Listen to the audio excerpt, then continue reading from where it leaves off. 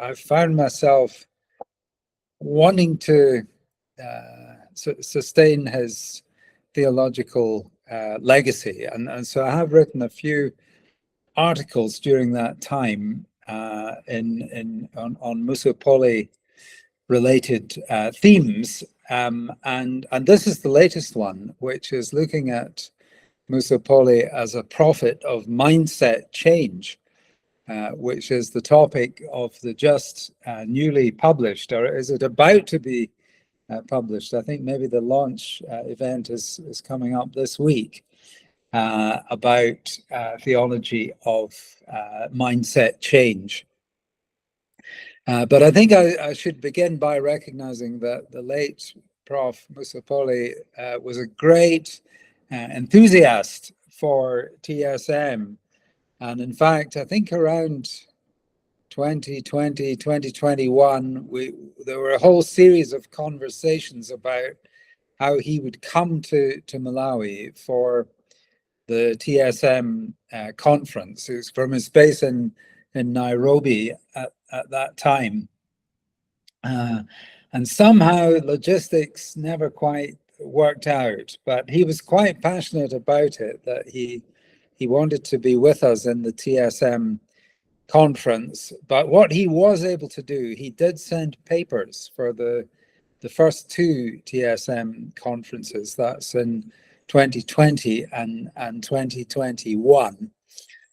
I've got a very vivid memory of his 2020 paper being delivered by Dr. Mvula in Prof's absence, and this was on the campus of Nkuni at Nkoma Mission. And as typically happens in these kind of events, 20 minutes was allowed for the presentation, but Herman had in his hand about 40 pages of closely formatted script. I don't know how many thousand words. And I remember him shuffling these papers and trying to present all this Musopole wisdom in just 20 minutes. And this was somehow a typical performance. You could tell Professor Musopole, we need 5,000 words or 6,000 words, whatever it was, but he could never contain himself. He always had much more to say than the rest of us seemed to manage.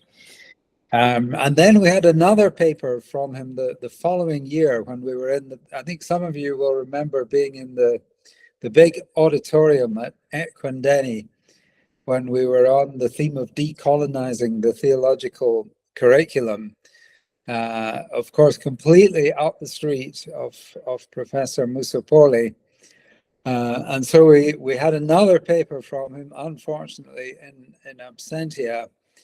And little did we think that only a few months later we'd be getting the news that he had departed. But really, all this is just to say he's very much part of us in this community, part of the inception of TSM. And I know that in one way or another, many of us have engaged with his theology. Now, an amazing thing about Professor Musopole, he's a very multivalent theologian. Most of us as theologians, we kind of end up getting identified in one category. But he seemed to fit in so many categories. He was definitely an evangelical theologian. He always went back to his conversion experience at Chongoni in 1966. That was not just something that happened on one day. It shaped his whole life, and he would always say that. And he was definitely an enculturation theologian. His whole theological project was, somehow trying to follow through on Josiah Zarenji Mwasi's call for the Christianity of the soil in Malawi. He was definitely a decolonial theologian. A big part of the project was about trying to help Malawi to recover from the damage done by all the years of colonial rule, and particularly at a theological level. For sure, he was a biblical theologian. He was always handling the Bible and drawing on the Bible for inspiration in his theology. He is a contextual theologian. That's much the territory we'll be in when we're looking at this chapter today. He was an Ubuntu theologian.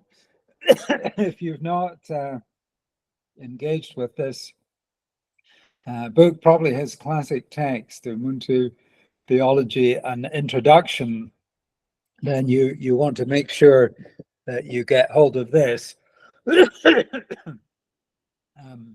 He was an ecumenical theologian. Again, that's going to come out this afternoon. He was a global South theologian. I mean, still, even today, he's one of few people who have really gone deep in trying to get African and Asian Christian theology to speak to one another. So an amazing number of different aspects to the thought of Musopole, but the one that we're focusing on today is that he was also a public theologian. That is, he intentionally set out to do his theology, as we sometimes say, in the public square. So he was definitely not confined in the church or in the theological faculty or whatever. He wanted to be out there, whatever were the issues with which the public in Malawi were concerned. That's where he wanted to be doing his theology. So a lot of aspects of him we will have to leave aside for now. But we are going to be dealing with him as we look at this book chapter. It's going to be much about Musopole as public theologian. So just a small amount of biographical background. I know many of us, in fact, some of us have probably got much more familiarity than I have, having engaged with Professor Musopole at different points in his life. But an interesting thing about his life is that although in some ways he's become the representative Malawi theologian, but actually he spent much of his life outside Malawi. He lived in the UK, in the US, in Taiwan, in Kenya. I haven't added up the years, but I think maybe it's about half and half his life in Malawi and about half outside. But the three periods when he was in Malawi, I think very much shaped him. So obviously his childhood and youth. So he grew up in the Masuku Hills at the north of Malawi, and he comes back to that formation again and again in his writing. And the thing that so strongly remained with him in his family, they never went to sleep at night without coming together to sing a hymn.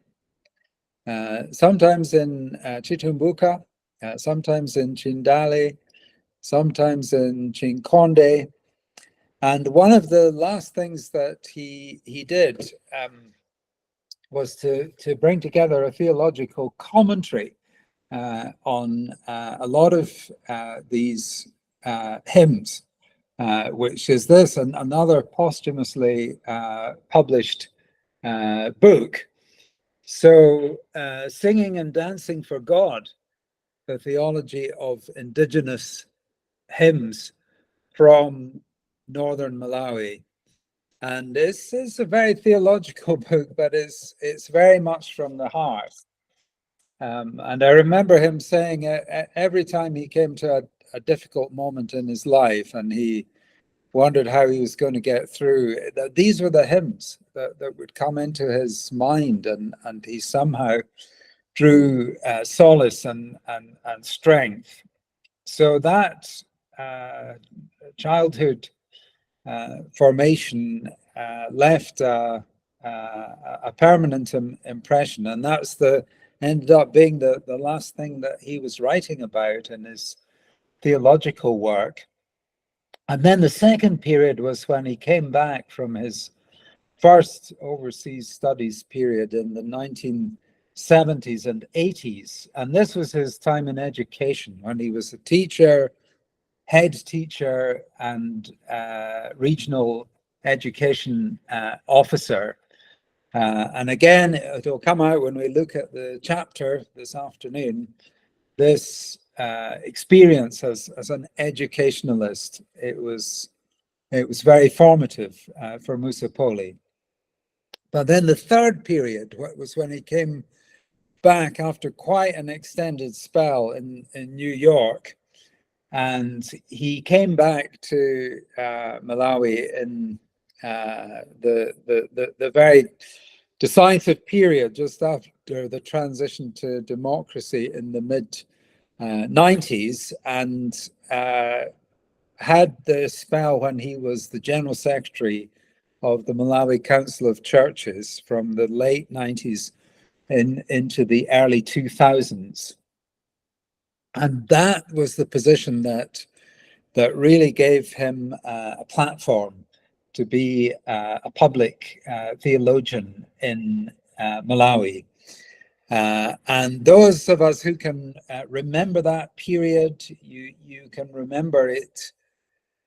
In one way, it was a very dynamic period in Malawi's history. Malawi was reinventing itself after rather repressed decades of the Banda dictatorship.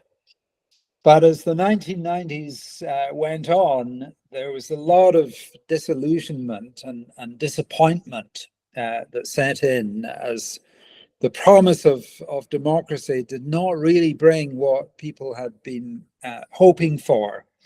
And so it was into that mood that Musopole was doing a lot of his theology. He definitely had picked up on the sense of malaise that there was in the country. And I think many of the issues that arose at that time and that he was grappling with, they're actually still with us today. We've never managed to resolve them.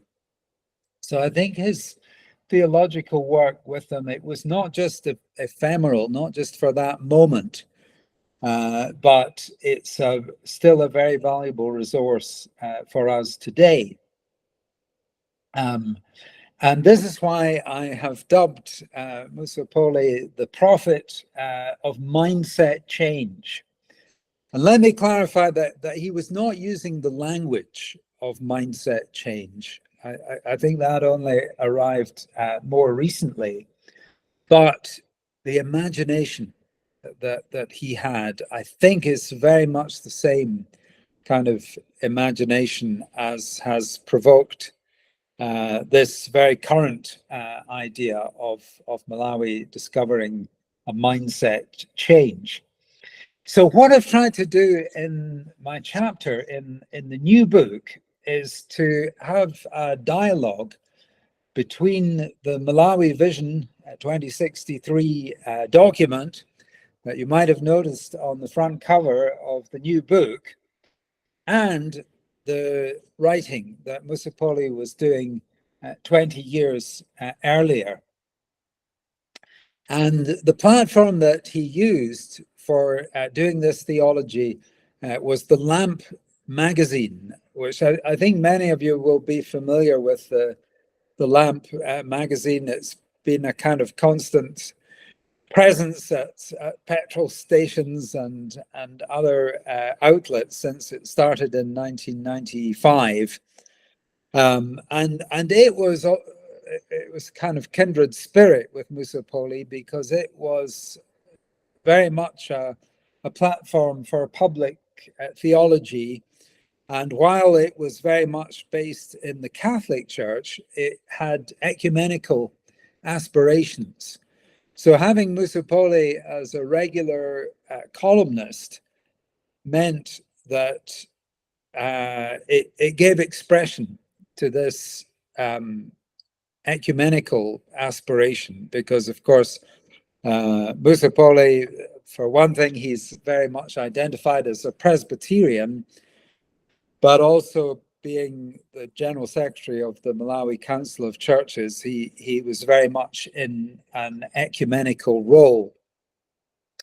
But using the lamp as his platform, if you know the format of the lamp, it's not like learned journal articles where you have 6,000 or 8,000 words with lots of footnotes and bibliographies and everything. You just have to get to the point. You get maybe 1,000 words or 1,500, and very public facing. So in Musopole's case, it's coming from deep theology, but it had to be put in very accessible terms, and I think that's quite a virtue of it. And where I think there's a very powerful point of meeting between the writing of Musopole in those years and what we find in the Malawi's vision document is that the Malawi's vision puts a big emphasis on how we need to uplift the core values of our country, how we need to believe in our own ideas. But I have to say, when I've read it, I thought the Malawi vision document is great vision, but it's all left a bit vague. But Musopole had a very clear idea about what are the core values of our country, to use the Malawi Vision 2063 language. Let me just read a sentence or two that he writes. He's quite forthright. He says, currently, the word Malawi is simply a geographical term. It has no cultural context or identity, but needs a national philosophy that will form a national consciousness for its content. Now, you will not need 3 guesses to figure what national philosophy he might suggest. Of course, it was Ubuntu, translated as humanness or personhood. And it was from the perspective of being truly human that he thought Malawi could discover and express its true values.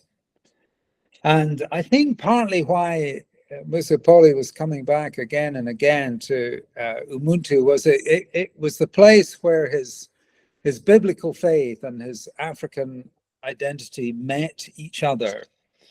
So he was very convinced from a biblical point of view.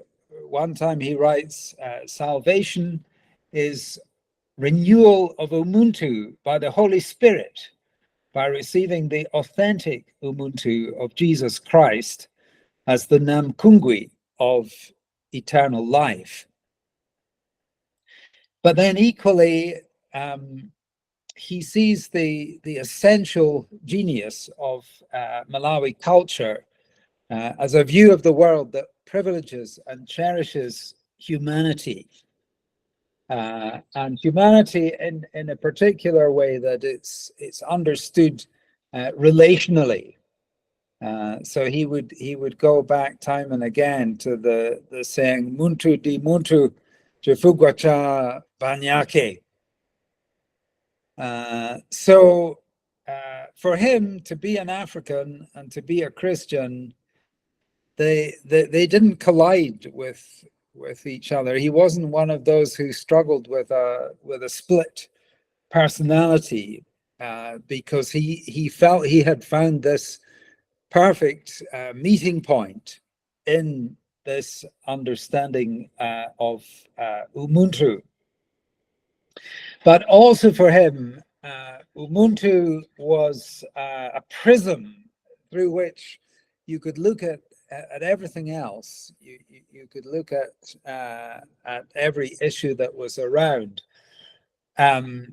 And in the chapter, I go through a number of the things that he was writing about, but I think because of our limited time this afternoon, I'll just lift up 3 of them.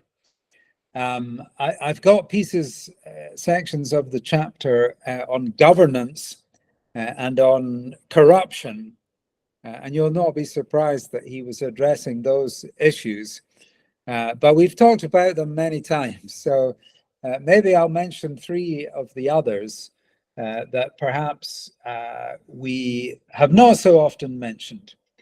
The first one is the question of work ethic.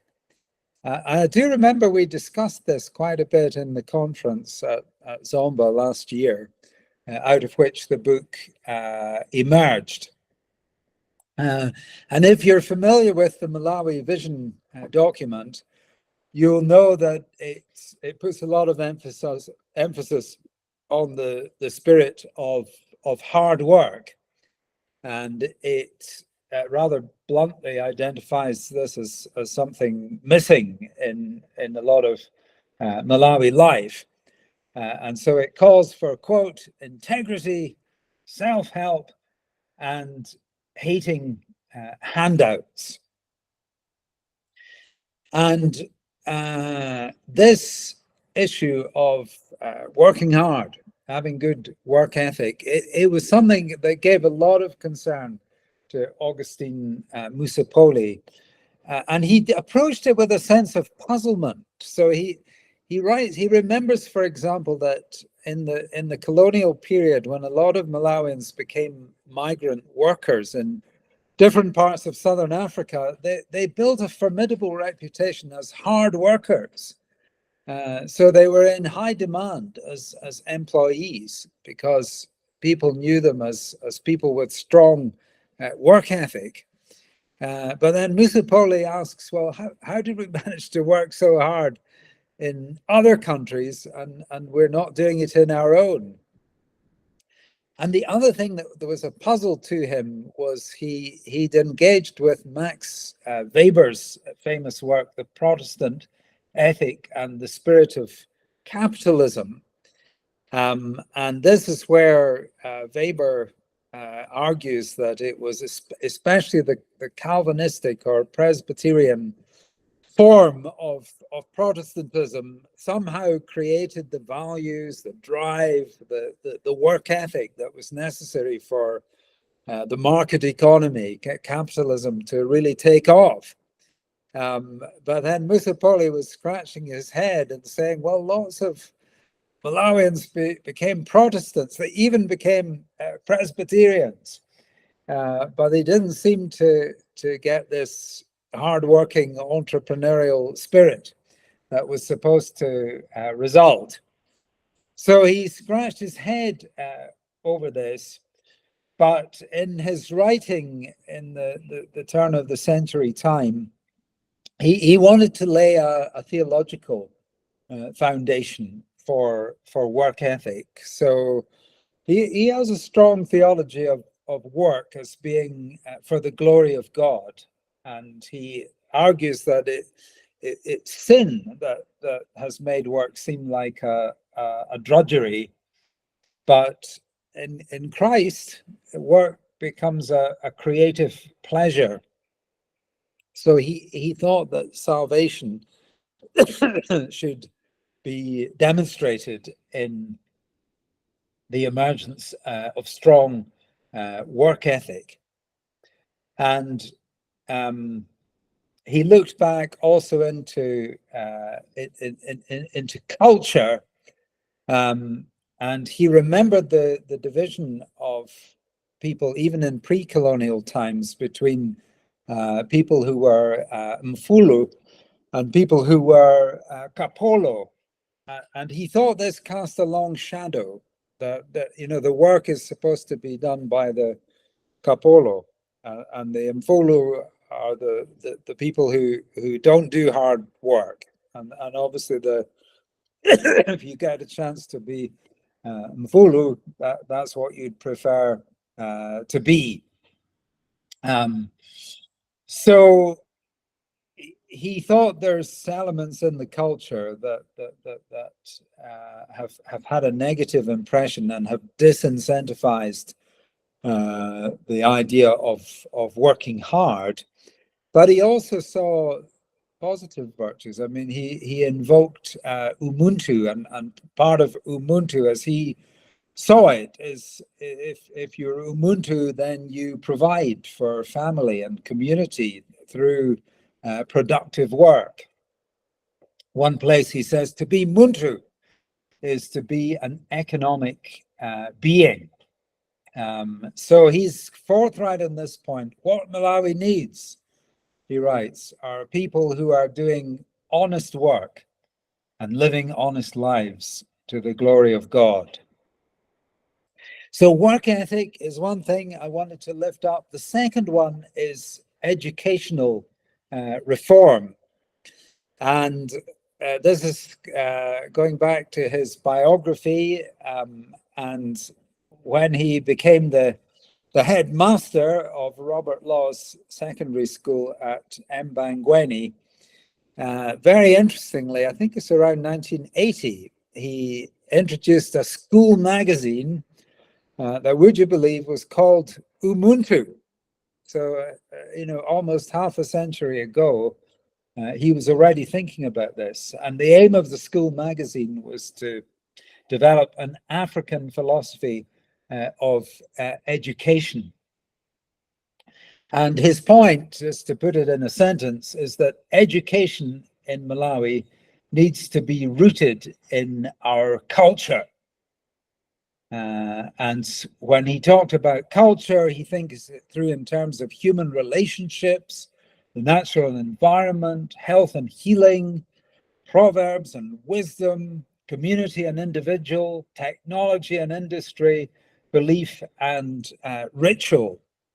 And all of this is chiming with the Malawi Vision document, with its call to build a knowledge-based economy. And 20 years earlier, Musopole was arguing that the reason the Malawi economy is not flourishing is because of inappropriate education. He says the education that is being given is not for economic transformation, but for stagnation. It promotes spoon feeding instead of critical thinking and wise living. So he was arguing then for an education that would result in wealth creation, innovation, creativity, entrepreneurship, speaking right to the things that are the heart of the Malawi Vision document. And then my last point that I'll just lift up for this afternoon is that I have a section that is headed Culture, Theology, and Malawi's Future. And here, Musopole was very conscious always of the damage done to Malawian sense of identity and self-confidence by the experience of colonial rule. And so a big part of his theological project was to expose the limitations of Western categories and rethinking the faith in terms of Malawi's traditional culture, languages, and values. So, having said that, I should also note that he was not a cultural romantic. He wasn't the one who thought that everything in the past was simply wonderful. Not at all. In fact, he was concerned to identify oppressive structures in Malawian culture. And he insisted that when we look at our culture, we need to look especially at how it treats its marginalized groups. And he mentions especially women and strangers. And gender was a particular concern in those years.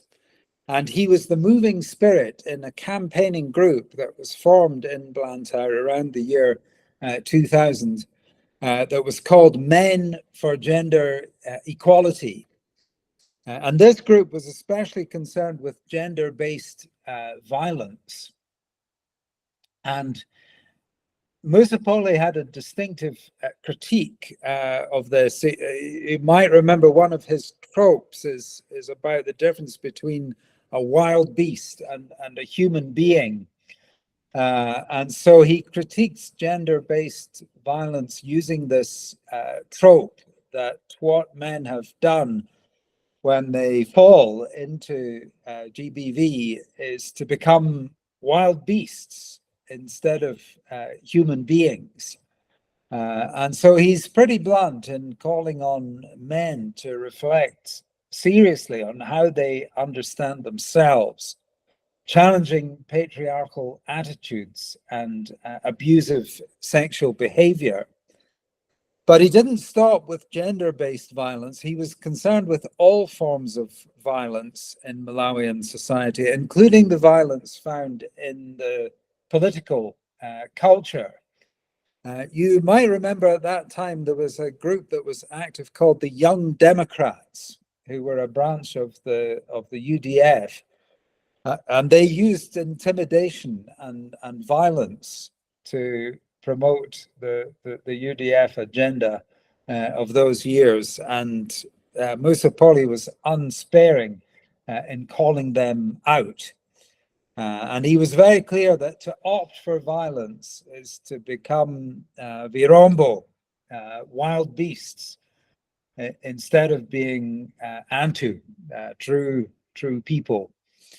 So he was champion of Malawian culture, yet he was very critical of some expressions of it. So really calling for a discerning approach to the cultural heritage. So in summary, the chapter is about a dialogue between Malawi's Vision 2063 and Musopole's public theology of the late 1990s and early 2000s. And what I suggest unites these two is a conviction that Malawi needs a mindset change, a new way of thinking and a new way of doing things.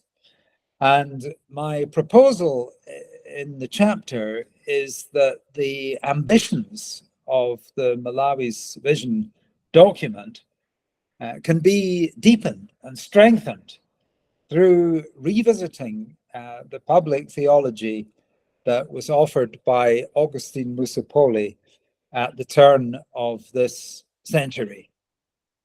And thank you so much, everyone, for your patience.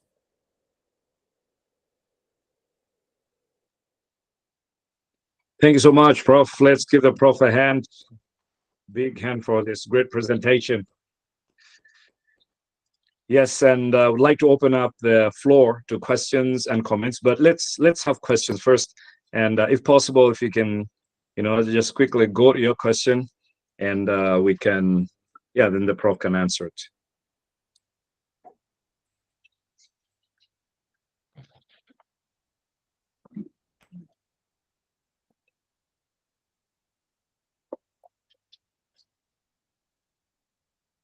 Any comments or questions? Here we have a hand up. Tandy, please go ahead and ask your question. Thank you, Professor, for this wonderful presentation. The question that I have is, what role did social justice play in his writing? Because on one hand, Umuntu Ubuntu is about caring for other people because they're also human beings, right? They're also humans. But from some Reformed traditions, you find the idea that people are prosperous because they are blessed, you know? So there are some people who believe that. So they don't really have the urgency to do anything about social issues because they feel like, well, how else will people know that I'm favored by God? I'm favored by God, therefore I have the prosperity that I have. So for me, I feel like it's sort of there's a tension between Ubuntu and at least some traditions within Reformed or Protestant or Presbyterian theologies, because on one is about the health of the collective, while as the other one is about personal or a community's prosperity being a sign of being part of the covenant group of God's people. So yeah, I just wanted to know, like, what was his view on social justice? Yeah, no, thanks very much for the question, Tandy. I think one of the ways in which Musopole was a reformed theologian is that he was very much convinced that faith needs to be applied to the whole of life. It's not a kind of piety that's just for Sunday mornings or for your private life.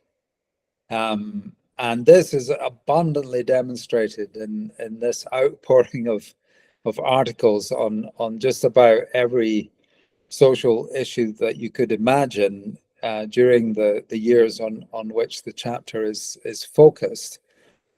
I mean, I'm trying to think, maybe I should do a word search, but I don't think he uses the language of social justice a lot, as far as I can remember. But I do think his Ubuntu, it's kind of social justice in other language. Because Ubuntu, as he sees it, it's about inclusion, it's about providing for everybody, it's about a particular concern for the marginalized, it's about economic reform to deal with injustice. So I think it's all there, but it's not necessarily in the language that you would find in a lot of Reformed theological writing. And that was his commitment, I think, to see things in terms of Ubuntu.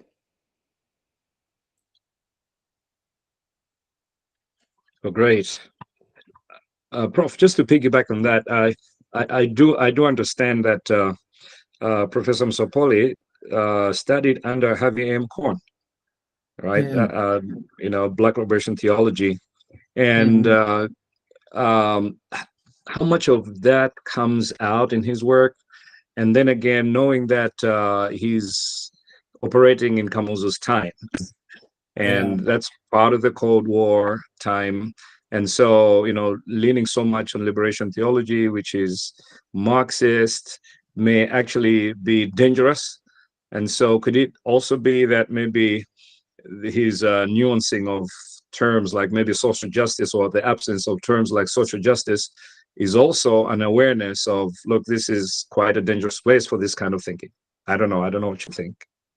Yeah, well, it's interesting biographically that he stayed in the US in Kamuzu's time. It was only after Kamuzu fell that he came back to Malawi. So you can interpret that as you wish. So I think as I've read him, I don't know if he's an out and out liberation theologian.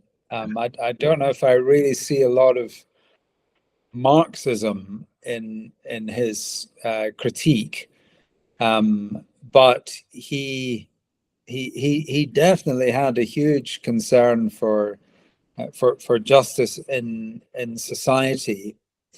But I think what his project was a lot about was kind of marrying this liberation consciousness with a cultural renaissance. So trying to find the values in Malawi's history and language and culture that could be renewing for the society and could make for justice. So I don't think he's going in a different direction from the classic liberation theologians, but he's doing it from a different source and in a different tone. I think that's how I see it. Oh, thank you. I saw another hand up and it went down. Was that Alpheus? And Alpheus, yes, please. Yes, Go ahead and ask a question. Yeah. Thank you so much, Doc. Prof, thank you so much for the presentation. For me, it is really, really wonderful. I have a couple of questions. My interest is on innovation, creativity. But first of all, I really see from your presentation that I think the Vision 2023 for Malawi, I think, yes, requires us to begin to reflect on Musopole's public theology. I can see that, and I think for me, I'm leaning towards that. But now the question that I want to ask to you is, yes, as you said, Musopole tackles a number of things. Number one, he talks about the issue of sense of self-identity. He also talks about the issue of the theology of work, and also talks about education, how education should be umuntu, where a person who is umuntu is able also to transform his community, economically. But now you have also talked about the issue of culture. I think that's where I want to settle more. My question is, what elements of education should be considered as now we talk about this Vision 2023, both the non-formal and the formal education that will enable this Malawian person to have a sense of identity.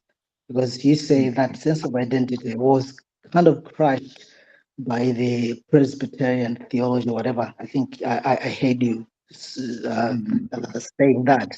But now my question is, what elements of education can build that sense of identity now, as we look at the 2023 vision, which has a sense of innovation, creativity that are really paramount in having this Malawian 2023 vision. And also now in regard to the culture, because the culture really comes from a unit of a family where the non-formal education are happening, and there's a level where the culture itself, maybe you can also explain how Musopole talks about the culture in terms of how the culture values a person, a boy or a young man from the family level. How he looks at this person as umuntu. Do parents really look at their children as umuntu with that sense of umuntu? Or can Dumi, I think, can you close your mic? Can you close your mic?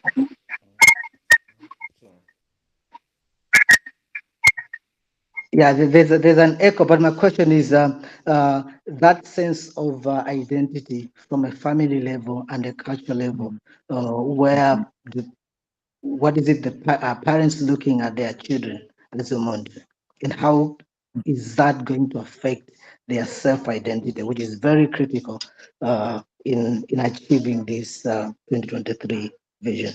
Thank you. Good. Well, thank you, Alpheus.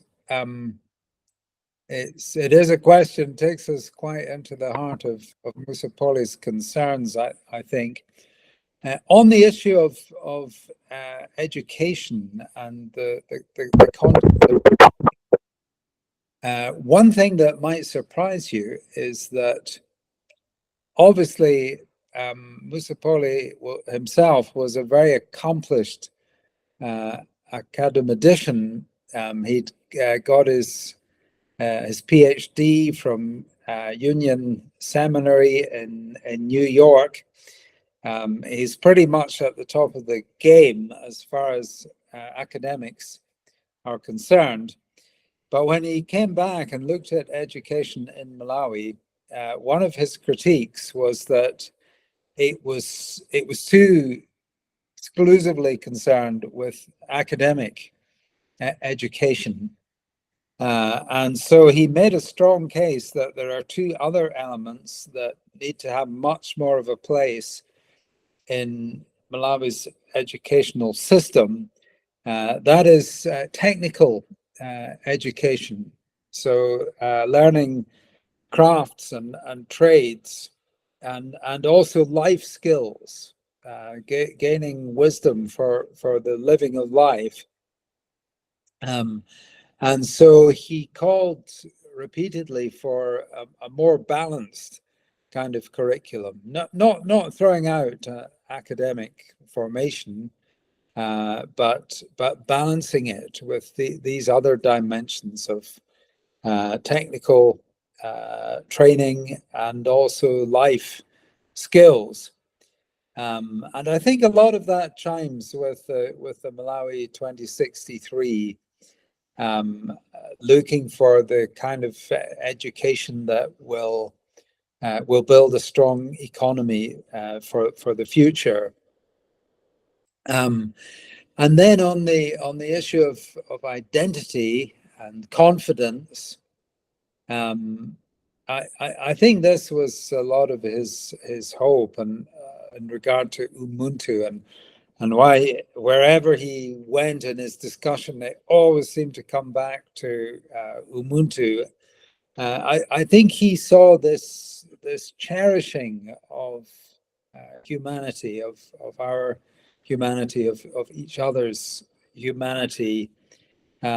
He saw that as really a critical step at every level for individuals, for families, for communities, and also for the whole nation.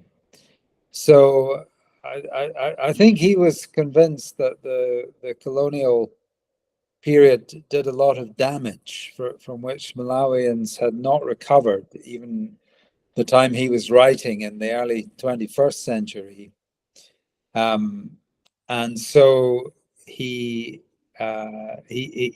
thought there's need to kind of fight back, not in an aggressive way, not against anybody else, but in terms of discovering Malawian values, identity, and a confidence to go out and succeed in the world on the basis of all that Malawi has to offer.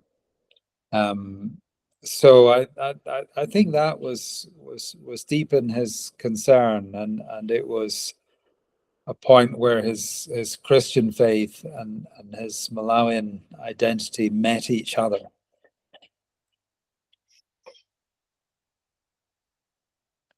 Thank you so much. Thank you, Prof. There's another hand from Reverend Teu. Please go ahead and ask your question. Oh, thank you very much, Prof, for the nice presentation. Mine is just an issue on the theology of work. The way you have presented that Musopole said that Malawians are hard workers outside Malawi, but here in Malawi, they're not hard workers. I have crossed borders like from Kalonga to Tanzania, Songwe border.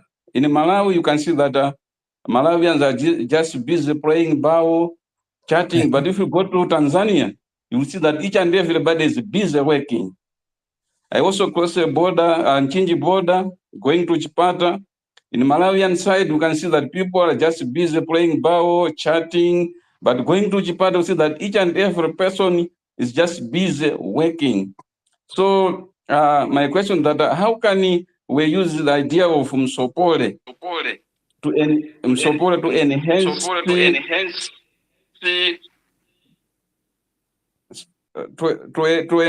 the speed of hard working in Malawi, so that the Malawi 2063 can work. Malawi 2063 agenda can work and can help Malawi so that Malawi can be uplifted economically and even in all areas of growth.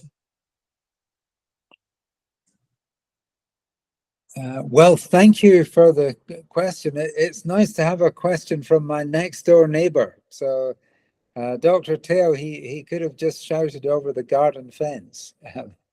But if it's online, we can all hear it. So, I mean, it's interesting, your observations out of your own lifetime, because the way I think Musopole was recalling this was looking back to the colonial period, but you're suggesting that it remains the case even today. I mean, I think part of his point is that there's nothing inbuilt in Malawians that makes them ineffective as workers. And so they've demonstrated this by going to other places and turning out to be highly effective and highly committed workers with strong work ethic. So what has happened in Malawi itself, I think Musopole concluded that some kind of problem has entered into the Malawian culture around work. And he did mention the Mfulu Kapolo distinction that came from pre-colonial times.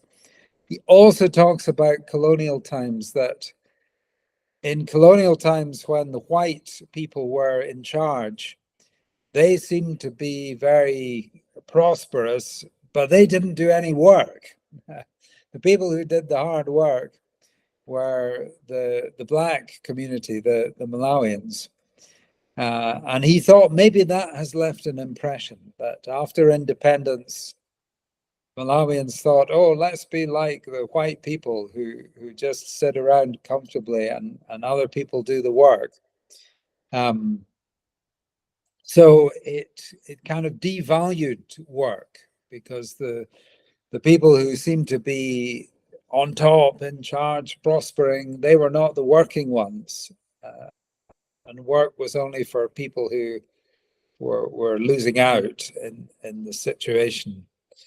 So it may be part of a decolonization that's still to be completed, really, to get ownership of society and the economy, realize this is really ours. And I think that's what Malawi's Vision 2063 is trying to do, and instill in Malawians a sense of ownership and confidence that it's our country to build, and we have the qualities to do it.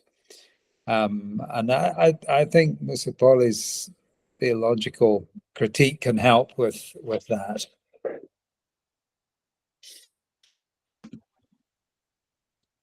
Thanks, Prof. I got another hand from Dr. Ndeka. Please go ahead.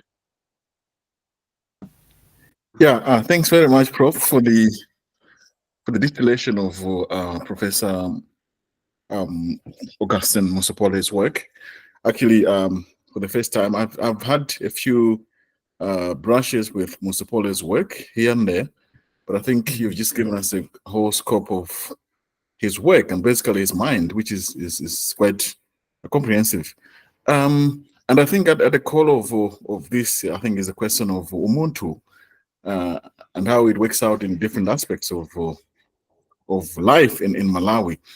And then I think there's one aspect of it where Musopole deals with the question of, I think from what you referred to, the question of issues of honesty and corruption. Now, I've always been wondering, especially looking at other discussions of Ubuntu in other contexts, where they problematize the question of Ubuntu, that there are what are called the negative aspects of Ubuntu, where instead of encouraging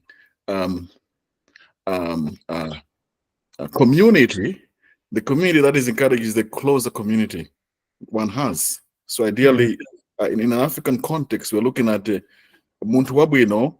It's not just Muntu Wabwino across the board, but Muntu Wabwino to his people. And then there are implications of this, because if you're a good person, you can never allow your brother who is not qualified to be out of job, for example. Yeah. So you have to make sure they get a job, because you are, and if you don't, everyone will think, what type of person are you in the village, for example? Yeah. So I wonder how Musopole may have problematized Ubuntu, of course, as a framework for understanding community and humanness within an African context, but then also looking at dimensions that might, result into practices that might encourage, an communitarian perspective to life. I don't know what you think of that. Well, no, I think it's a very good question. It's hitting quite a sensitive point, because I know Ubuntu is sometimes understood with a certain exclusive sense, that it's about being very loyal and committed to your own family or your own people, your own ethnic group or whatever, but that can translate into a lack of concern or even a hostility towards others who don't belong to the circle to which you belong. Now, as far as I can remember, I don't remember Musopole using Ubuntu in this way, and nor do I recall him responding to the critique. And I'm hazarding a guess here, but I suspect the reason for it is that his understanding of Ubuntu, yes, it's drawn from the Malawi tradition, but it's also very biblically informed. So I suspect what has happened is that he has brought the universalism of the biblical outlook, that's much about breaking down barriers and understanding the oneness of humanity. I suspect when he was bringing together his biblical faith and his Malawian heritage, it was very much the inclusive or universal expression of Ubuntu that came out on top in his mind, and the more exclusive kind of expressions of it fell away. So that's my best guess, but I'd be interested to hear from anyone else on that.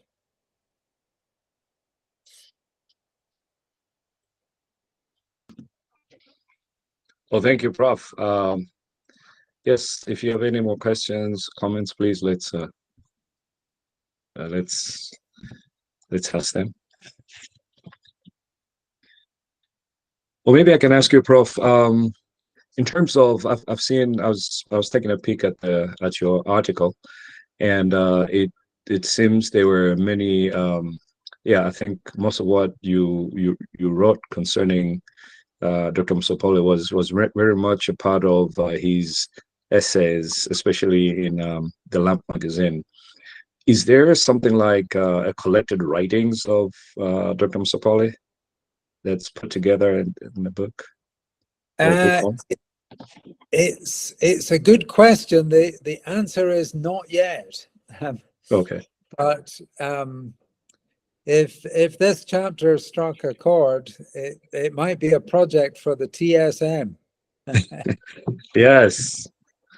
Yes. And has there ever been like? I'm sorry. Go ahead. No, I was just going to say, I have had another project, which has been, and I hope I can bring this book to the conference on Tuesday, because we just published it a few months ago. It's another author who was very prolific in the Lamp magazine, and that is Joseph Chikanza. So we have pulled together a book out of his articles, which is called Religion and Culture in a Changing Malawi. Okay. And I think you could do a similar book with they were writing at the same time, and yes. There was a while when almost every issue of the Lamp had Chikanza and Musopole.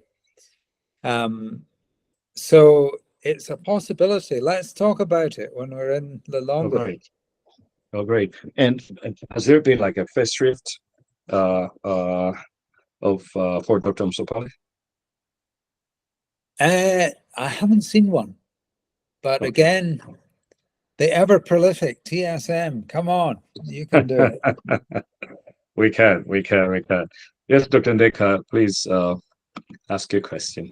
Yeah, I think it's not a question this time. I think it's more of a comment or just a reflection on the public theology or Musopole public theology, and of course public theology in Malawi in general, and its influence vis-a-vis the theological education in Malawi. I've always been wondering, when you look at the works of Musopole and Chikanza, for example, they have always been, of course, Chikanza and Musopole would be more public in terms of through the Lamp, and then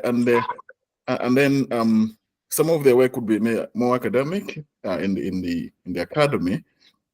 But I wonder how much influence public theology has on theological education in Malawi, and how that would actually influence how the pulpit actually is shaped, because the pulpit is a very important place in Malawi. On Sunday, the minister actually, the people hear the Bible, and of course they hear so many other things. Now, I'm just wondering how much public theology, thinking about issues, is basically influencing how we are doing theological education in Malawi, and how that is actually reflecting on ministerial development and what happens on the pulpit or in the diaconia of the church or within the week. I wonder if Prof can say anything on this. I'm saying this for example, in one of the big issues, like in where I live in Mulunguzi here, every day I see people coming down from the mountain with big logs of trees, and they are in large numbers, and they're just. Then I ask them, "Where are you?" I remember a few days ago I was asking them, "Where are you? Where are these trees from? Oh, we caught them from the mountain." So how did you get them? Oh, we captured the forest officer. We tied him up and we cut the trees, and then we took away the rifle and we beat him up. And these guys are going down into the villages, down in the villages, yeah. And on Sundays they go to churches, And one wonders how public theology, our understanding, for example, of environment, and is filtering down to the Sunday service or to the Bible study group and to the everyday of the average Christian.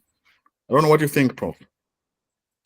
Well, I can't quite remember where I read this, but somebody did a survey where they asked the question of churchgoers, have you heard a sermon in church about the natural environment or care for creation? And the outcome was that very few had ever heard even one sermon about environmental issues. So that's a bit of a random kind of answer, but I think it bears out what you're saying, that obviously there's worship taking place, sermons being preached every week of the year, but there's nothing about the environment when that might be the single most important thing for our future. So yes, it's a question for pastoral life, liturgical life, and for theological education.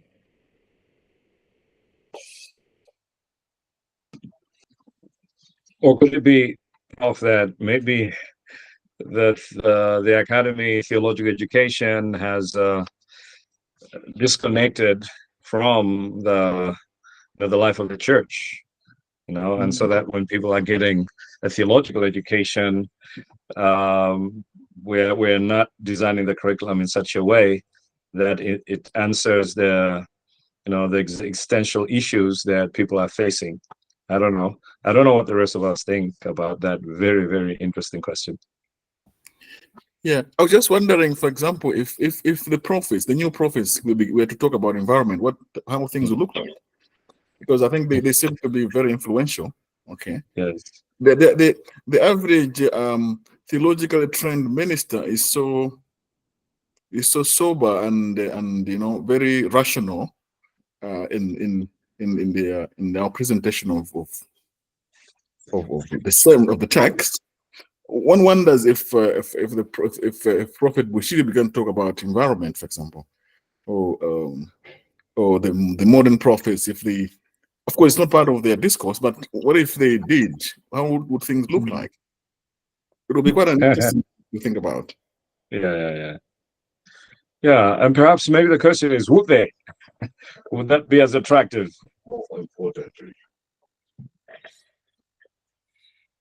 Yeah, that's another question. Yeah, sure, that's another question. Yeah. Okay. We have like 4 minutes to go, so I don't know if we still have any more questions or comments even. Hello, Dr. Nika. Yes, sir. Yes, just a comment on the issue of environment. For example, as Zomba Theological University, we have integrated the issues of environment, issues of ecology in our curriculum. And we have a project that we say that let's make Zomba a green city. So we are teaching our students to go to their churches to preach about the environment. So first we have started the idea of Dr. Andeka. Yeah, so that's just my comment. Great. And I want to say a very special welcome to Mr. Nzati Nkolokosa. I know he's a journalist more than a theologian, and yeah, I mean, I'd love to hear your take on the discussions that have been going on here. I usually find it helpful when we have discussions like this, and to hear from somebody that would not be so much of an insider and what they think about the topic, the discussion. I don't want to put you on the spot, but if you have anything to say, please, you're very welcome. Oh, thank you very much for those kind remarks. Now, one interesting aspect I have picked up here is the economical aspect of Ubuntu.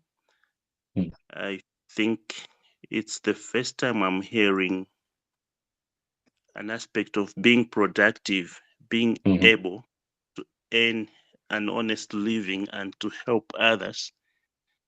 Because all along I have been hearing Ubuntu as something relational, character, living well with others, or that which separates us from animals, and not necessarily the aspect of hard work or earning an honest living. I was actually going to ask Professor to elaborate on that if he has any insights he did not speak, but if he said everything else, then that's okay. But I'm really interested in this economic aspect of Umuntu. It is something new I have heard today. Thank you. So yours, Prof. Yeah, well, just briefly, it certainly, I think Musopole understood himself as bringing this from Malawi tradition, that to be fully a human being is to be a provider, to provide for family and community, and therefore economic productivity is built into it. So he's got no hesitations about this. He's quite forthright. But I think maybe also he left it as a seed thought, one that we need to develop more, especially as we dialogue with Malawi's Vision 2063.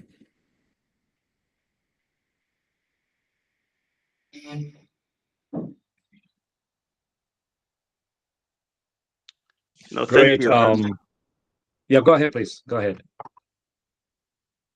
Thank you very much, Prof. And one reason I am interested is because Umuntu is the framework which I'm using to understand the conception of mental health in Malawi.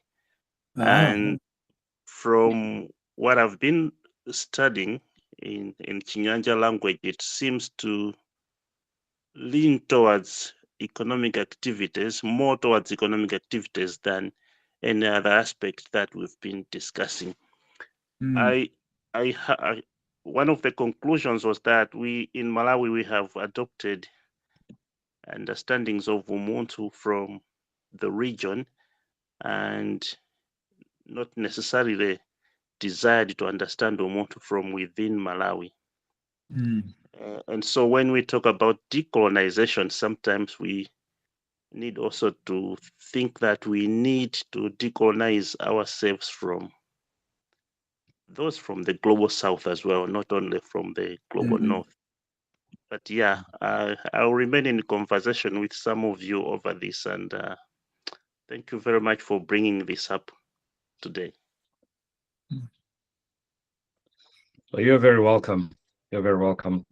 Any other last thoughts before we wrap up?